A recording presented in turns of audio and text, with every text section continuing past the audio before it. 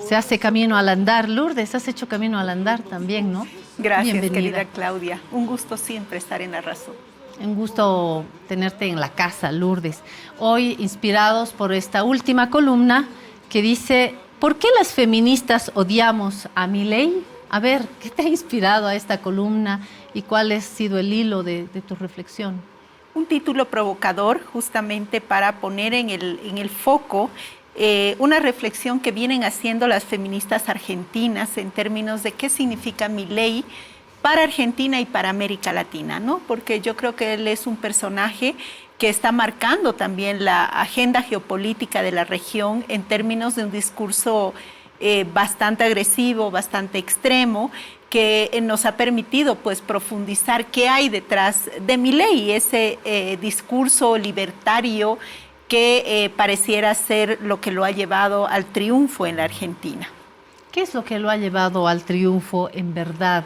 El lado más mediático, porque está esta imagen, ¿no?, del loquito, pero es el loquito que echa fuera a la casta política, es el que representa a los ciudadanos, el que reivindica desde su ser un argentino más, un pequeño león transformarse en un gran león con las ganas de comerse el mundo. Hay toda una narrativa dentro de los medios de comunicación que dibujan este Milei, ¿no? Este economista que va de estudio en estudio, de plató en plató televisivo y trae un discurso ciertamente libertario,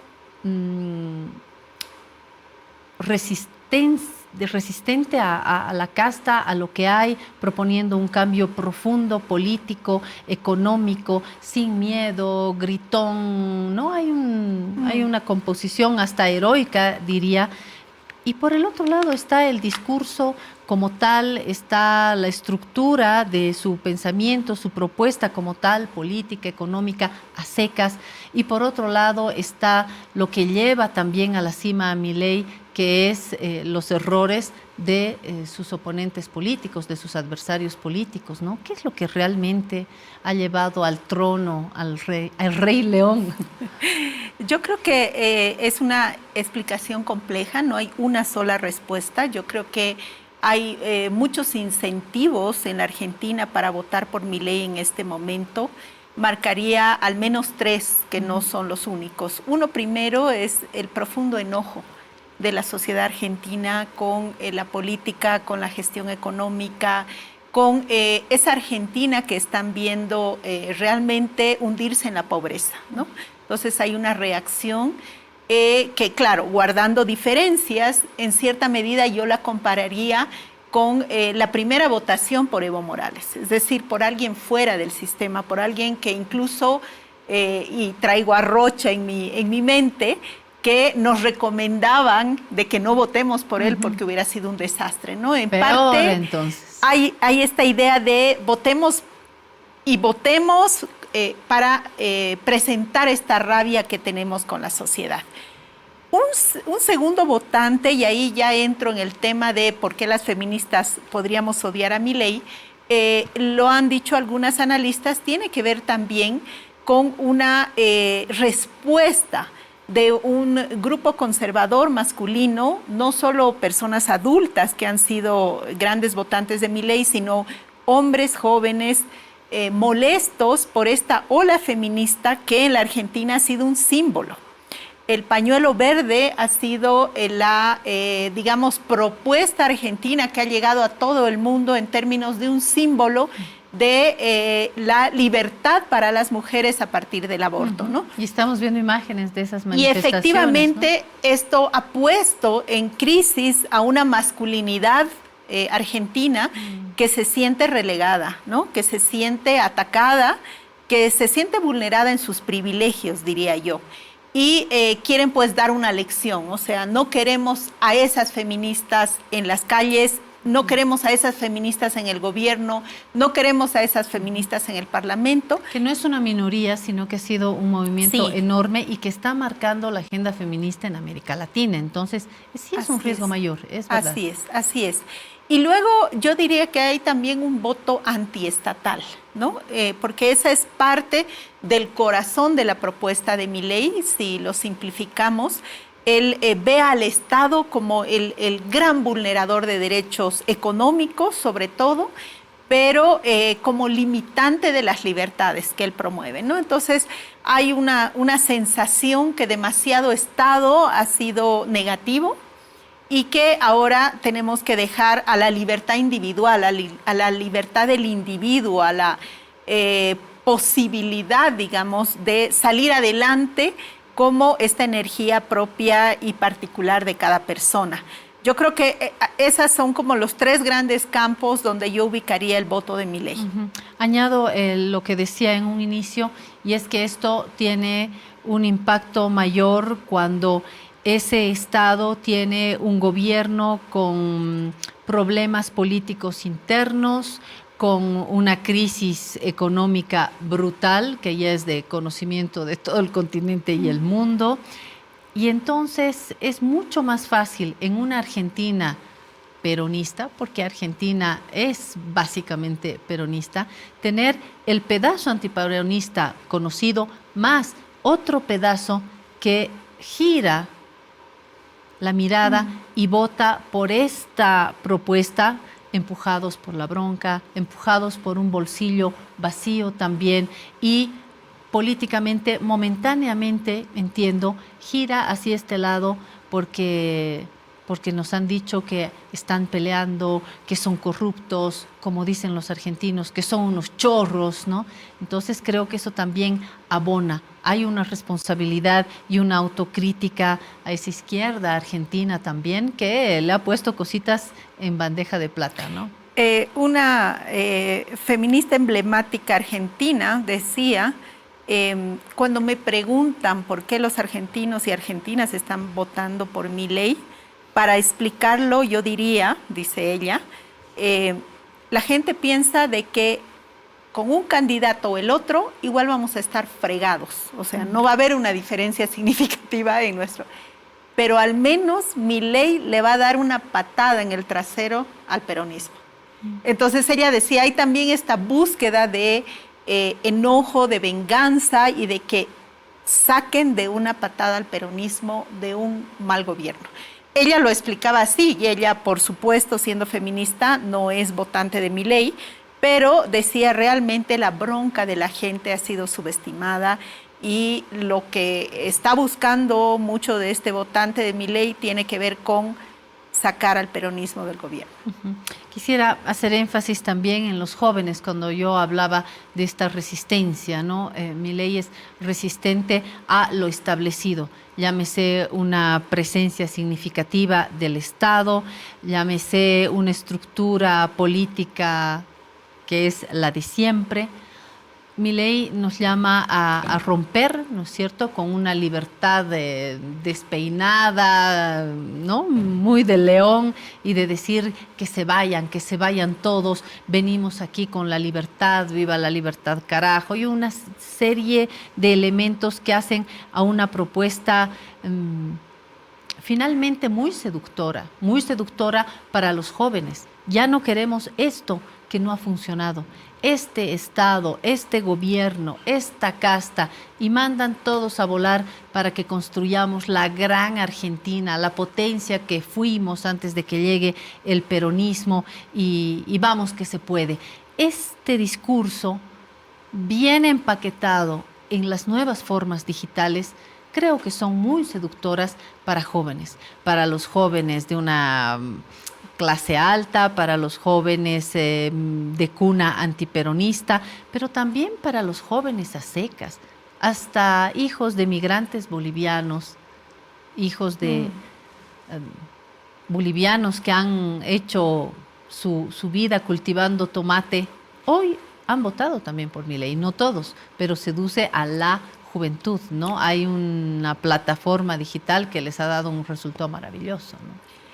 Creo que es nuestra responsabilidad comenzar a analizar con más seriedad los contenidos discursivos e ideológicos que contienen esa propuesta libertaria.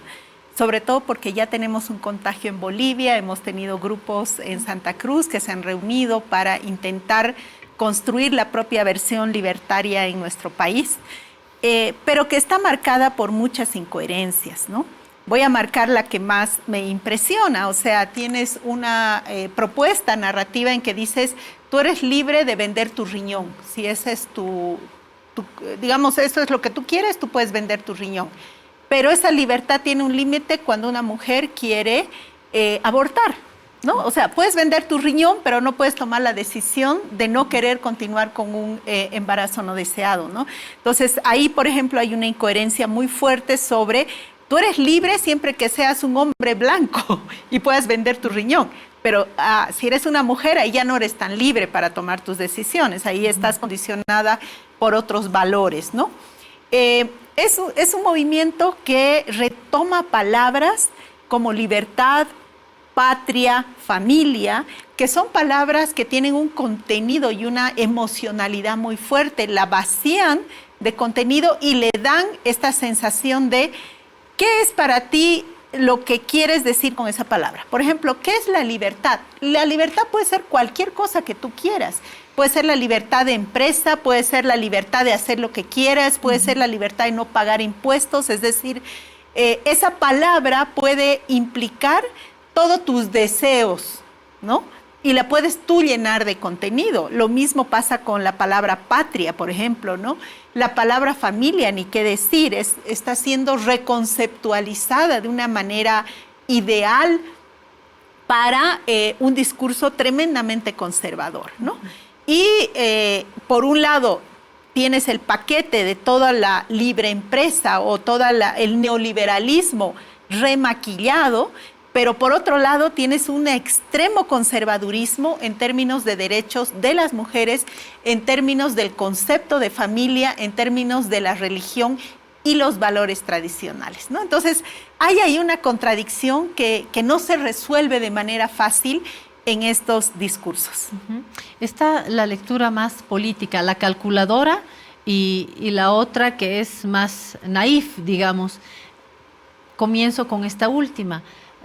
Los votantes que votaron por Milei de verdad creyendo en todo lo que él había anunciado en la campaña y que ahora están esperando que Milei cumpla con todo eso, llámese política con el Banco Central, lo que dijo del Papa, los zurdos, no, cacería de zurdos, negación de derechos, en fin, y hay gente que en efecto creyó y está esperando.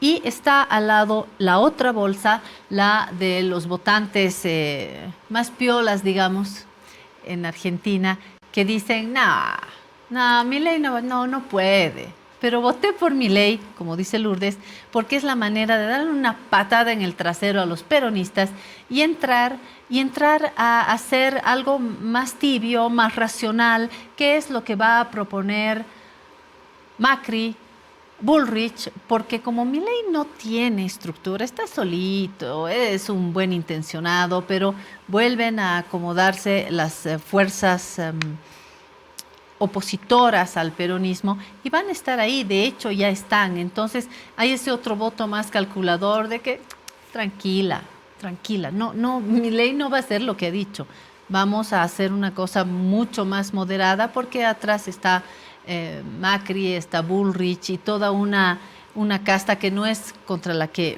Milei grita más fuerte, ¿no? Sino es esa otra que se va a ir acomodando o es ir muy lejos todavía.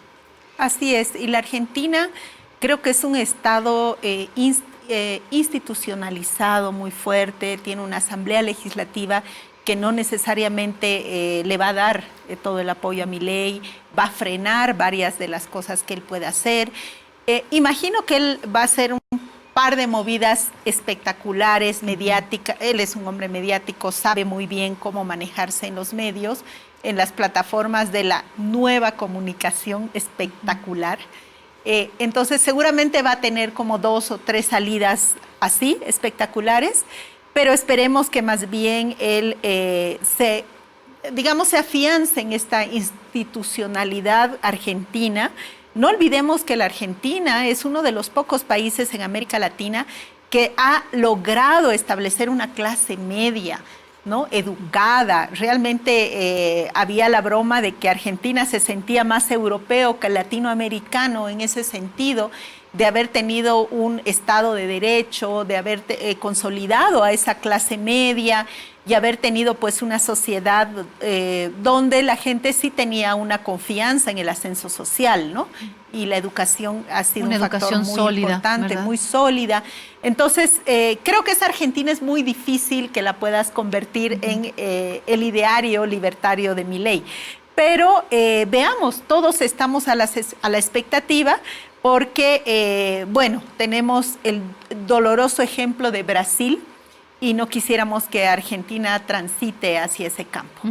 No queremos que se transite ese campo, y tengo una colega que se quiere entrar, la había invitado yo a Susana, y gracias, pero ella dice, yo tengo algo que decir y me encanta que así sea. Bienvenida, Susana, está en Tarija.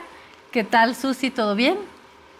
Bien, aquí con un clima fantástico. Entiendo que ustedes se están helando, así que estoy feliz de estar aquí y no helándome, aunque contento por la lluvia y todo esto. Gracias. Bueno, le estaba escuchando a Lourdes. Bueno, a quienes nos siguen, Susana Bejarano artículo no necesita presentación. Susana Bejarano tiene un espacio propio, pero la invitamos porque es amiga de esta casa. Susana Bejarano, vamos a hablar en la segunda parte sobre periodismo, pero sí nos interesa tu opinión sobre esto. Sí, que me parece súper interesante todo lo que ha escrito Lourdes el fin de semana en relación al feminismo y esa contradicción que encuentra, ¿no? Y me sumo un poco a aquello que tú señalabas al final. A ver, veamos hasta dónde llega Milei. Pero yo creo que no hay que perder de vista algo que me parece fundamental para entender cómo alguien como Milei gana una elección, ¿no? Y es el hartazgo de la gente. O sea, la gente también siente que no puede estar en peores condiciones, siente que las cosas no pueden ir peor, ¿no es cierto?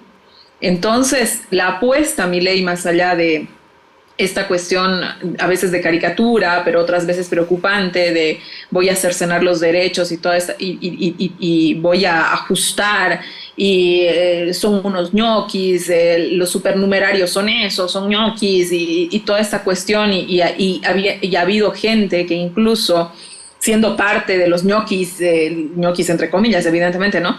Y los supernumerarios y todo aquello, apuestan también por Milei, ¿no? Entonces, eso nos está llevando a pensar también en otras cosas, ¿no? También en el hartazgo de la sociedad, y es un hartazgo que yo creo que hay que desglosar. Más allá si Milei puede, ¿no?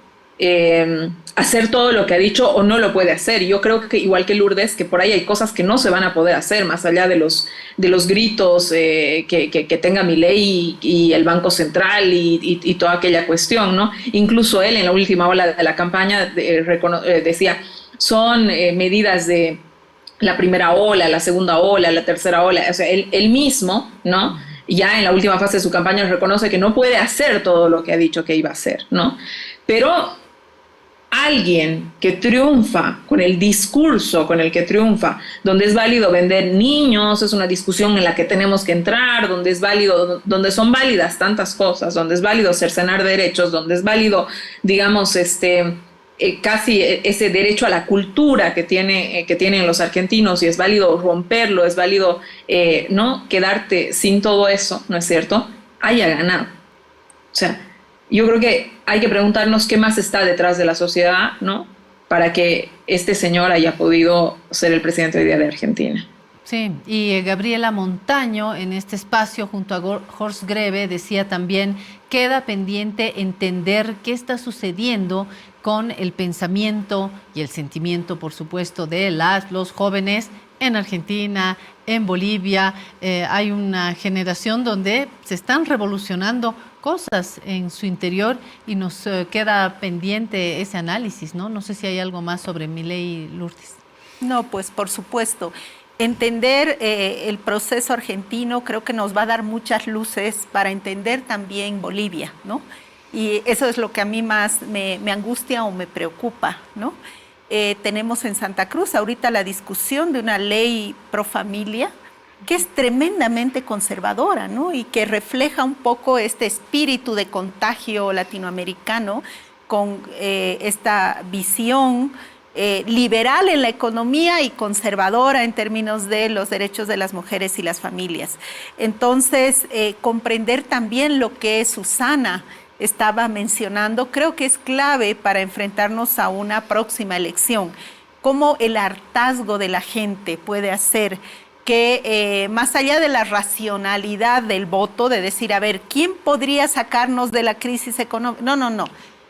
Voy a votar por aquel que me dice que le da una patada en el trasero a los que lo hicieron mal, ¿no? Entonces, también creo que la clase política boliviana tiene que reflexionar sobre si Bolivia también puede llegar a ese hartazgo.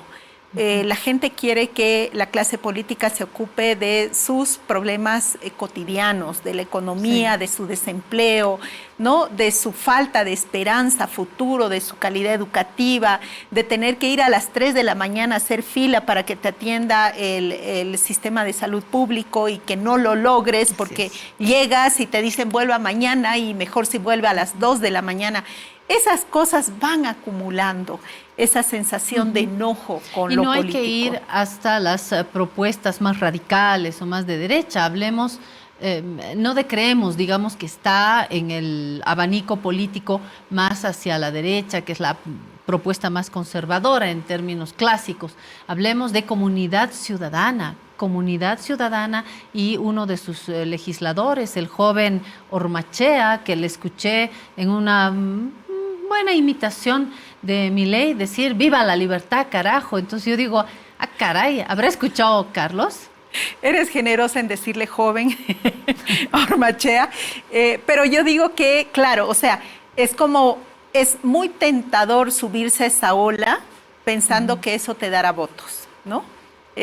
Pero yo creo que necesitamos construir una idea de qué es lo que entendemos por libertad en Bolivia, qué es lo que entendemos por patria, qué es lo que entendemos por familia, y creo que es ahí donde estamos en la discusión. Y por eso me interesa tanto también tu idea de reflexionemos sobre los medios de comunicación, porque son los principales difusores. O sea, Milei es un hombre mediático. Los programas de televisión en Argentina se lo peleaban porque les daban rating. Oh, claro. Y hasta ellos con cierto humor decían, sí, es como payaso, pero atrae, ¿no? Claro.